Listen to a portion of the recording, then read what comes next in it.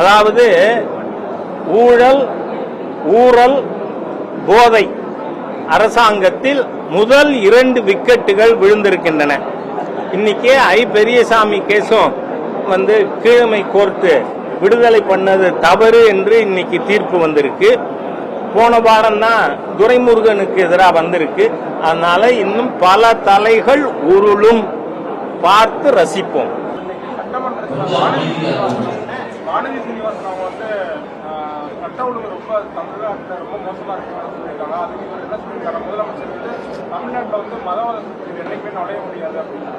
நான் சொல்றேன், உங்களை விட வெறுப்பு அரசியலுக்கு வேற யாராவது இருக்க முடியுமா?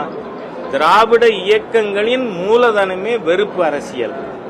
நீங்கள் இந்து மத விரோதிகள். அப்ப நீங்க மதவாதம் பண்ணலையா?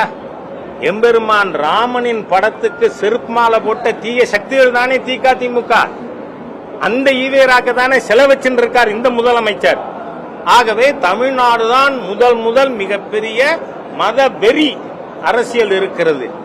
ஜாதி வெறுப்பு, மொழி வெறுப்பு, தேசிய வெறுப்பு, இதை மூலதனமாக வச்சு செயல்பட்டு கொண்டிருக்கின்ற வெறுப்பு அரசியலின் மூளையாக செயல்படும் ஸ்டாலின் அதிகம் பேசாம இருக்கிறது நல்லது.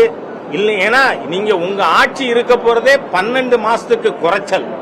அதனால அதுக்கப்புறம் நீங்க போக வேண்டியனா அரவிந்த் கெஜ்ரிவால்கிட்ட கேட்டுக்குங்க. ஏன்னா அடுத்து கேப்டன் வைஸ் கேப்டனா தெரியல, எனக்கு நான் சொல்ல முடியாது. 2 விக்கெட் விழுந்திருக்கு. அடுத்து கேப்டன் விக்கெட்டே விழலாமா? கெஜ்ரிவாலா இங்க தமிழ்நாட்டில் இருக்கின்ற இந்த ஊழல் டாஸ்மாக் ஊழல் கட்சி, அந்த ஆட்சி நீங்க போட்ட மனு நீதிமன்றம் டிஸ்மிஸ் பண்ணிருச்சு. ஸ்டாலின் கொஞ்சம் கூட அதிகமா பேசிக் கொண்டிருக்கார். அதனால ஸ்டாலின் கொஞ்சம் உங்க மரியாதை நீங்க காப்பாத்திக்கணும்னா அதிகம் பேசாம இருக்கிறது நல்லதுன்னு சொல்லிக்கிறேன். நன்றி.